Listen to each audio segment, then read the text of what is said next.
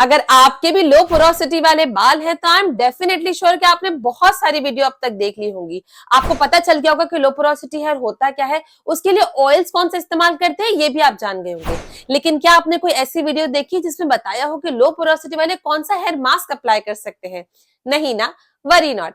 आज की इस वीडियो में मैं डॉक्टर मदिया भाईनी आप सब लोगों के लिए लेकर आई हूँ एक ऐसा हेयर मास्क जो वैसे तो सारी हेयर पोरोसिटी वाले लगा सकते हैं, कोई प्रॉब्लम नहीं है, लेकिन जिनके बाल लो पोरोसिटी वाले हैं ना, उनके लिए हेयर मास्क तो बहुत ही बेनिफिशियल है। आप बस आंखें बंद कर जिस तरीके से मैं आपको गाइड कर रही हूँ उस तरीके से अगर लो पोरोसिटी वाले बाल आप रखते हैं तो एक दफा ये हेयर मास्क जरूर लगा के देखिएगा। इसको बनाने का तरीका थोड़ा डिफरेंट है और इतना बढ़िया, इतना उम्दा रिजल्ट ही देने वाला है ना कि आप खुद हैरान रह जाएंगे एक ही दफा से।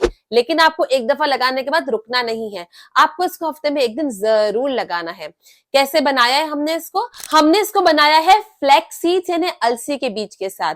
अब अलसी के बीज ही हमने क्यों चुने? क्योंकि जो अलसी के बीज होते हैं ना यानी फ्लैक्स सीड्स, वो बिल्कुल न्यूट्रल होते हैं। इसका क्या मतलब है? इसका मतलब यह है कि अगर आपके बाल हाई पोरोसिटी है तो भी आप इसको यूज कर सकते हैं, मीडियम पोरोसिटी है तो भी आप इसको यूज कर सकते हैं, लो पोरोसिटी है तो भी आप इसको यूज कर सकते हैं, ड्राई हेयर है, ब्रिटल हेयर है, टूट रहे हैं, रफ हो गए हैं, कर्ली हेयर है, स्ट्रेट हेयर है, जिस भी किस्म के हेयर है ना आपके, आप फ्लैक्स सीड्स को यानी अलसी के बीज को बेझिझक यूज कर सकते हैं। ये बिल्कुल न्यूट्रल कंपाउंड होता है, इसका कोई भी इम्बैलेंस नहीं होता। अब नॉर्मली क्या करते हैं, हम फ्लैक्स सीड्स को ले लेते हैं और उसको पानी में हम चूल्हे पे बॉईल कर लेते हैं जिससे वो जेल बन जाता है। वो तरीका भी सही है, लेकिन आज के इस वीडियो में हम उस ट्रेडिशनल तरीके से नहीं बनाने वाले, हम डिफरेंट तरीके से ये फ्लैक्स सीड का जेल बनाने वाले हैं। कैसे फ्लैक्स सीड्स डालेंगे? बिल्कुल भी नहीं। ऑब्वियसली डॉक्टर मदिया भाईनी की वीडियो है तो हम उसको बनाएंगे डबल नहीं बल्कि ट्रिपल पोटेंट। किस तरीके से? हम ऐड करेंगे फ्लैक्स सीड्स में और भी ऐसे जबरदस्त इंग्रेडिएंट जो कि इंडिविजुअली भी अगर आप यूज कर लेंगे ना तो आपके बालों को फायदा ही पहुंचाएगा, कोई नुकसान नहीं पहुंचाने वाला। अब जो लो पोरोसिटी वाले बाल होते हैं उनको हेयर मास्क की जरूरत पड़ती है। देखिए, जो लो पोरोसिटी वाले बाल होते हैं ना, हम सब जानते हैं कि जो उनके पोर्स होते हैं, जो उनके होल्स होते हैं ना, वो बहुत टाइटली पैक होते हैं, वो इस तरीके से जुड़े हुए होते हैं। एक तो वो खुलते नहीं है और जब वो खुल जाते हैं तो उसमें से सारा न्यूट्रिएंट जल्दी निकल जाता है। अब उसी सारे न्यूट्रिएंट्स को अंदर रोकने के लिए, अंदर सिक्योर करने के लिए हमें क्या चाहिए? हमें चाहिए एक ऐसी चीज जो कि सारे न्यूट्रिएंट्स को अंदर लॉक कर ले और न्यूट्रिएंट्स को अंदर ही रहने दे। वो चीज क्या हो सकती है? वो हो सकती है या तो एक हेयर जेल या एक हेयर मास्क। तो आज हम वही हेयर मास्क आपका बनाने वाले हैं। इस हेयर मास्क के लिए सबसे पहले आपको चाहिए होंगे थोड़े से अलसी के बीज यानी फ्लैक्स सीड। ये जो अलसी के बीज होते हैं ना, ये आसानी से आपको मार्केट में मिल जाते हैं, आप उसको ले सकते हैं। मैंने यहाँ पर ये तकरीबन आधी कटोरी के जितना लिया था। मैंने जितना बनाया है अपने बालों की लेंथ के हिसाब से बनाया है। अगर आपके बाल छोटे हैं तो आप इन अलसी के बीज को कम भी कर सकते हैं, कोई भी प्रॉब्लम नहीं है। आधी कटोरी अलसी के बीज मैंने ले लिए थे। लेकिन यहाँ पे एक बात मैं आपको बता दूं कि आपने अलसी के बीज जो रेगुलर हम पानी में उबालते हैं ना, उससे ज्यादा लेने हैं, क्योंकि इस रेमेडी में हम इसको उबालेंगे नहीं यानी बॉईल नहीं करेंगे। इसके लिए नॉर्मल से आपको ज्यादा लेने हैं। अगर नॉर्मल में मैं 1/4 कप लेती हूँ तो यहाँ पे मैंने उसका हाफ कप लिया था, यानी उसका डबल लिया था, तो आपको भी उसका डबल ही लेना है।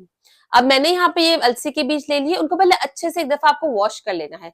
वॉश इसलिए करना है क्योंकि ये ऑब्वियसली बाहर की चीज है, कोई भी गंदगी हम अपने स्कैल्प पे नहीं चाहते, तो इसको एक दफा वॉश कर लिया। वॉश करने के बाद हम उसमें उतना ही पानी दोबारा से भरकर उसको रख देंगे, लेकिन इसमें हम और भी चीजें ऐड करने वाले हैं। तो जो सबसे पहले हम चीज इसमें ऐड कर रहे हैं ना, वो होने वाली है क्लोव यानी लौंग, खुशबूदार लौंग।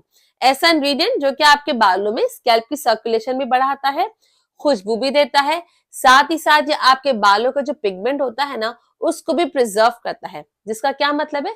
जिसका मतलब ये कि आपके बालों को ये सफेद होने से बचाता है। आपको क्या करना है? आपको ले लेना है सिर्फ 2 से 3 लौंग। मैंने यहाँ पर 3 लौंग ले लिए थे इस तरीके से मुंह वाले, और फिर मैंने उसको जो है वो इसमें ऐड कर दिया था। अगले इंग्रेडिएंट की बात करूं तो वो होने वाला है हमारा मेथी दाना यानी फेनुग्रीक सीड्स। फेनुग्रीक सीड्स भी बिल्कुल एक न्यूट्रल सब्सटेंस है, जिसका मतलब कि लो पोरोसिटी वाले भी इसको आराम से इत्मीनान से अप्लाई कर सकते हैं। जितने इंग्रेडिएंट मैं यहाँ पे बता रही हूँ वो सारे ऐसे इंग्रेडिएंट हैं जो कि हर पोरोसिटी वाले इस्तेमाल कर सकते हैं। लो पोरोसिटी वालों को तो आज से ही इस्तेमाल करना स्टार्ट कर देना चाहिए, इतना अच्छा है उनके लिए। हमने ले लिया अंदाजन से 1 चम्मच के करीब यहाँ पे फेनुग्रीक सीड्स यानी मेथी दाने। अब मैं इसमें डालूंगी मेरा favourite ingredient which is rosemary. मेरा फेवरेट इसके लिए है क्योंकि रोजमेरी पे मैं नहीं बोल रही बल्कि साइंटिफिक रिसर्चेस हो चुकी है, स्टडीज हो चुकी है कि इसने मिनॉक्सिडिल को टक्कर ली है। एक बहुत ही अच्छा सा कमेंट मुझे आया था कि किसी के जहन में ये बात थी कि अगर वो मिनॉक्सिडिल तो ले रहे थे, मिनॉक्सिडिल उन्होंने रोक दिया था सडनली, जो कि नहीं रोकना चाहिए था, और फिर वो जो है रोजमेरी का इस्तेमाल करने का सोच रहे थे। लेकिन कहीं पे उन्होंने सुन लिया या किसी ने उनको कह दिया कि रोजमेरी को रोकने से आपको हेयर फॉल हो जाता है। बिल्कुल भी नहीं, ये दोनों बातें अपोजिट है। मिनॉक्सिडिल को छोड़ने से सडनली उसके बाद अगर आप कोई और मेडिसिन नहीं ले रहे या अगर आपने अपने जीपी से या स्पेशली डर्मेटोलॉजिस्ट से पूछे बगैर आपने मिनॉक्सिडिल रोक दी है तो उससे हेयर फॉल हो सकता है। लेकिन जो रोजमेरी है ना वो नेचुरल कंपाउंड है, उसको रोकने से आपका हेयर फॉल नहीं होगा, ये फर्क है। तो अगर आप लोग दोनों में से किसी चीज पे अगर एक जुआ लगाना भी है ना तो ट्रस्ट मी आप रोजमेरी पे पहले लगा के देखिए, then again it's up to your description, जो आपको सही लगता है वो ही कर सकते हैं। मैंने यहाँ पर 1 चम्मच के करीब रोजमेरी के ड्राइड लीव्स ले लिए थे, भर के मैंने एक मुट्ठी के अंदाजन से डाल दिए थे। 1 चम्मच यानी 1 टेबल स्पून जितना ही बनता है ये। अब सारी चीजों को मैंने अच्छे से मिक्स कर लिया और मिक्स करने के बाद मैंने इसको कवर करके रख दिया। कवर करने के लिए मैंने यहाँ पे प्लास्टिक की शीट का यूज किया है। अगर आपके पास कोई ऐसा कंटेनर है जिसमें एयरटाइट ऐसे कंटेनर होते हैं जिसपे एयरटाइट ढक्कन बंद हो जाता है तब वो भी यूज कर सकते हैं। बेसिक हमारा मतलब यहाँ पे ये होगा कि अच्छे तरीके से बंद हो जाए और इसे अभी हम फ्रिज में रखने वाले हैं। फ्रिज में हम इसे रखेंगे तकरीबन 2 से 3 दिन, मिनिमम आपको इसको 2 दिन तो रखना ही रखना है। आप चाहे तो इसको 3 दिन भी रख सकते हैं। अब ये खराब बिल्कुल भी नहीं होगा। जब आप 3 दिन बाद देखेंगे तो ये इस तरीके से सी कंडीशन हो गई होगी। बज़ाहिर आपको लग रहा होगा कि इसमें कोई डिफरेंस नहीं है, लेकिन लेट मी शो यू। जब इसमें मैंने डाला तो आप देख सकते हैं कि कितना गाढ़ा हो गया है। यही गाढ़ापन जो है ना इसका जेल फॉर्म हो गया है। हमने इसमें उबाला नहीं है, हमने इसको चूल्हे पे बिल्कुल भी नहीं रखा, जिससे हुआ क्या कि इसके सारे जो न्यूट्रिएंट्स है ना वो उसी में रहे, वो अभी जले नहीं है। ये जो हेयर मास्क है अगर लो पोरोसिटी वाले हफ्ते में 1 दिन या बहुत बहुत तो 10 दिन में 1 दिन या 15 दिन में 1 दिन भी लगा लेते हैं ना तो ना सिर्फ उनके बाल सॉफ्ट हो जाएंगे बल्कि साथ ही साथ उनकी हेयर ग्रोथ भी होगी। हेयर ग्रोथ के लिए वो सारे जो कंपाउंड हमने इसमें लिए थे वो भी लेंगे और अभी कुछ और भी ऐड करने वाले हैं। इन सारी चीजों को आपने अच्छे तरीके से छान लेना है। छानने के लिए आप चाहें तो छन्नी का इस्तेमाल कर सकते हैं। छन्नी के इस्तेमाल के अलावा आप जो किसी भी पतले से कपड़े, जैसे मैंने यहाँ पे दुपट्टा इस्तेमाल किया है, चुन्नी इस्तेमाल की है, आपके पास भी कोई भी ऐसा कपड़ा है आप उसको यूज कर सकते हैं। इजीली जब आप इसको स्क्वीज करेंगे सारा जेल निकल आएगा, बहुत आसानी से निकल आएगा, बिल्कुल भी उतना थिक नहीं होगा जितना हम चूल्हे पे बनाकर जब सुखा लेते हैं, ठंडा कर लेते हैं तब हो जाता है। बहुत इजी रेमेडी है, बहुत कन्वीनियंट रेमेडी है। अब आपने सारे जेल को निकाल लिया, आप चाहे तो इसको ऐसे भी लगा सकते हैं, लेकिन हम इसमें ऐड करेंगे अपना नेक्स्ट इंग्रेडिएंट जो कि होने वाला है rosemary essential oil. Rosemary essential oil please आप लोगों से रिक्वेस्ट है कि कभी भी डायरेक्ट मत लगाया कीजिए। रोजमेरी एसेंशियल ऑयल को सिर्फ ऑयल में, मास्क में, जेल में कोई भी ऐसा सब्सटेंस लेना है जिसमें वो जो रोजमेरी एसेंशियल ऑयल है वो मिक्स हो जाए। आई वुड हाईली एडवाइस कि रोजमेरी एसेंशियल ऑयल को आप किसी टोनर में भी इस्तेमाल नहीं करें, आप इसी चीजों में इस्तेमाल करें जिसे मैंने आपको बताया है। यहाँ पे जब हमने जेल बनाया है ना इसमें हम डालेंगे थोड़े से ड्रॉप्स रोजमेरी एसेंशियल ऑयल के। 5 से 10 मैंने इसमें डाल दिए थे, आपको भी अंदाजा नहीं डालने हैं, और फिर मैंने इसको अच्छे से मिक्स कर दिया था। अब बारी आती है एक ऑयल की जो कि मैंने यहाँ पे यूज किया था कैस्टर ऑयल। कैस्टर ऑयल तो लो पोरोसिटी वाले यूज नहीं कर सकते, ऐसा नहीं है, आप इसको बिल्कुल यूज कर सकते हैं क्योंकि कैस्टर ऑयल में फायदे बहुत सारे हैं। सिर्फ ये है कि आपको उसको यूज करने का सही तरीका आना चाहिए। मैं नहीं कह रही कि आप कैस्टर ऑयल को लीजिए और डायरेक्ट अपने सर पे लगाइए, बिल्कुल भी नहीं। आप कैस्टर ऑयल के सारे बेनिफिट्स पा सकते हैं इस हेयर जेल में मिक्स कर कर। अगर आप इतने सारे हेयर जेल में थोड़ा सा कैस्टर ऑयल मिलाकर मिक्स करके लगाते हैं ना तो आपको कैस्टर ऑयल के सारे बेनिफिट तो मिल जाते हैं, नुकसान को ही नहीं मिलता। लेकिन अगर फिर भी अगर आपके पास कैस्टर ऑयल नहीं है तो आप यहाँ पे ऐड कर सकते हैं ऑलिव ऑयल, बादाम का तेल, या फिर आप इसमें ऐड कर सकते हैं आर्गन ऑयल। मैं आपको रिकमेंड करूंगी कि आप इसमें ऑलिव ऑयल ऐड कर लीजिएगा। तो या तो कैस्टर ऑयल या ऑलिव ऑयल, अगर दोनों नहीं है फिर आप इसमें डालेंगे बादाम का तेल या फिर आप आर्गन ऑयल भी इसमें डाल सकते हैं। इसको अच्छे तरीके से मिक्स करेंगे।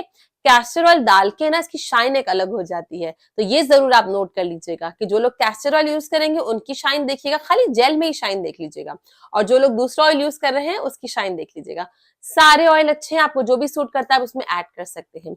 इसको अच्छे से मिक्स किया आपने, और मिक्स करने के बाद आपने इसको रूम टेम्परेचर पे आने दिया ताकि ठंडा ना रहे, क्योंकि नेक्स्ट हम इसको अपने बालों में लगाने वाले हैं। इसको लगाने के लिए आपको अपने बालों को बीच से डिवाइड कर लेना है, पहले अच्छे तरीके से बालों में कोम कर लेना है।